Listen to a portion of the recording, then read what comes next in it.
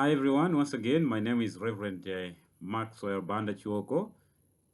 Yesterday, I shared a presentation where we reflected on the Job 42 verse 10, and I said we've been having a Bible study with my family on the book of Job, and we found an interesting end to the book, especially what is happening in the life of Job towards the end of the book. So we saw in that segment that God gave him a challenge to pray for his friends who had accused him without any reason. So we see that following that command, and Job obeyed that command, we see the next thing that was happened is God restored Job's fortune, and even twice as much as it was before.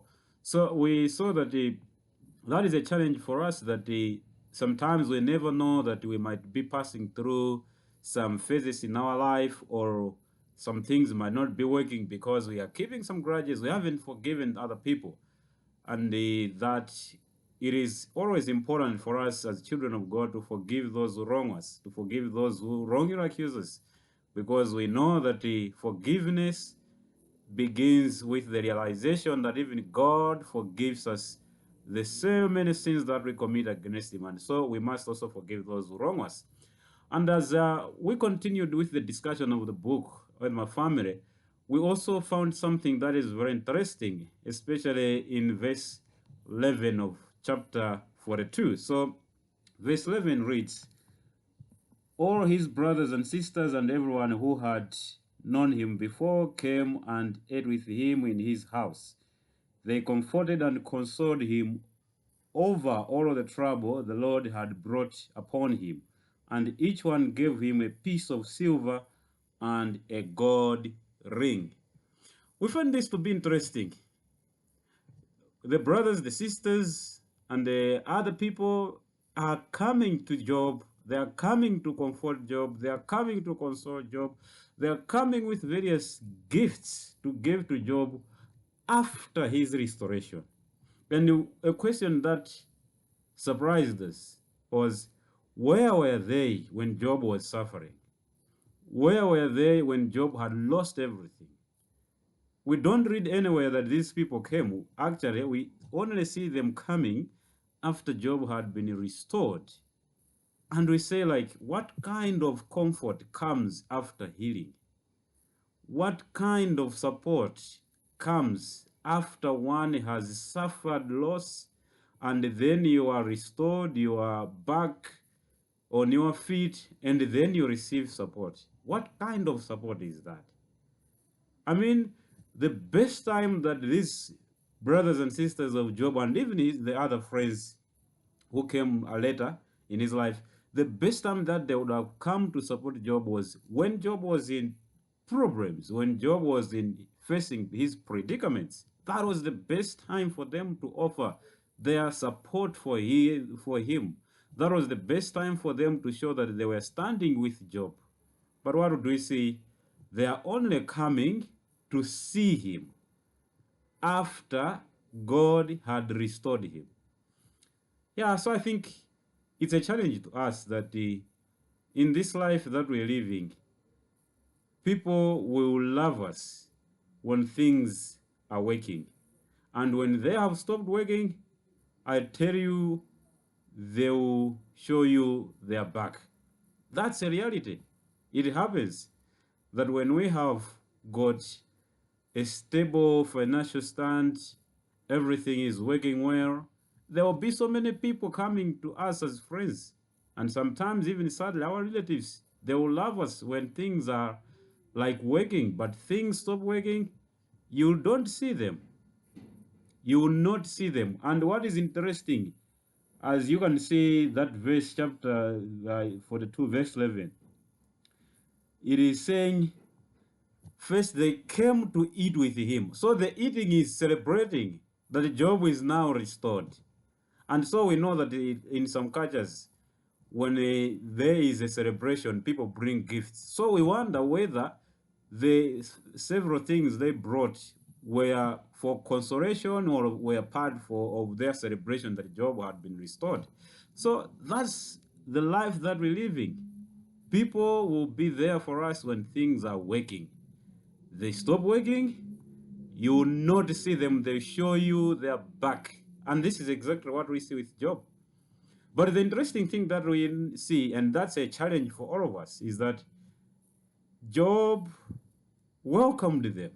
Even though he missed them during the time of his suffering, after his restoration, he said, "No, I did not see you when I was in problems." He still accommodates them. He still welcomes them to be part of his celebration. That is challenging us that there will be people who betray us in life. But as children of God, we must learn a lesson from their betrayal. But it is not for us to pay back evil for evil, because that's not in our DNA as children of God.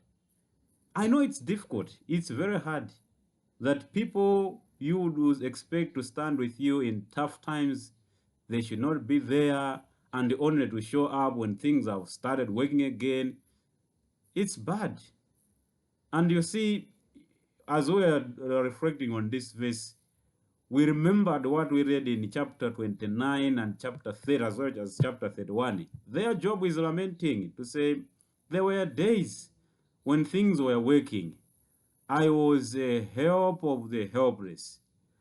Things were working and I could support everyone in need.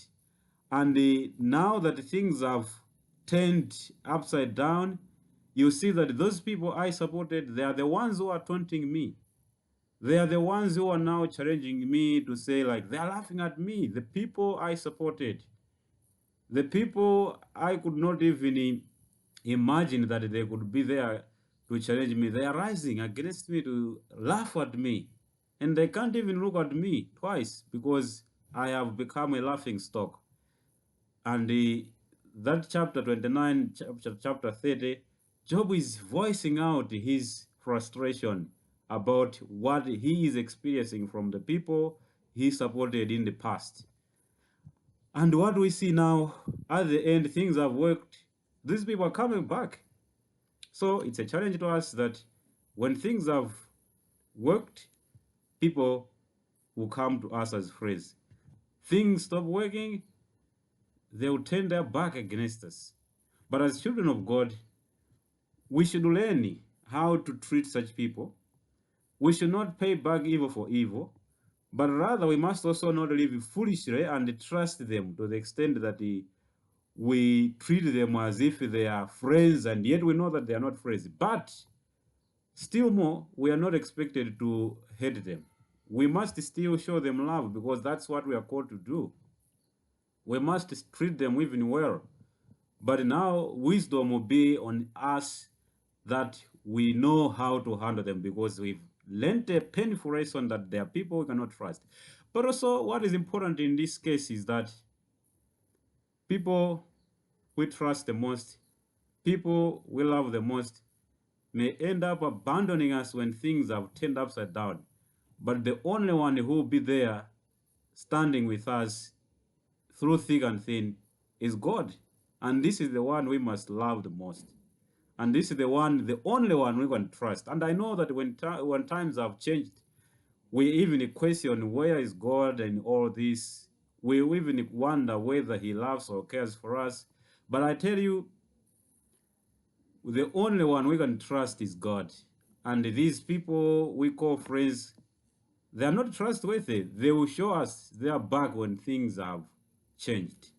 So it is time for wisdom to call us home that we must understand this, that when things are working, there will be so many friends. Things change, they will run away from us. We see the brothers and sisters of Job as well as some friends. They are only coming up to him after he had passed the troubles and after he has been restored. They are coming to comfort him. The best time to give comfort to our friends is when they are in problems, not after they have passed through the problems. So it's a challenge for us that we should be mindful of those friends, but also we should not be those kinds of friends to others. We should not be people who will abandon their friends when things have turned upside down, but rather we must be available for our friends because we know that being abandoned is bad. But most importantly, we must know that the only one who cannot abandon us in problems is God, and only Him we must love. God bless you. We'll see you again tomorrow in another session reflecting on the last segment of the book of Job. Thank you so much.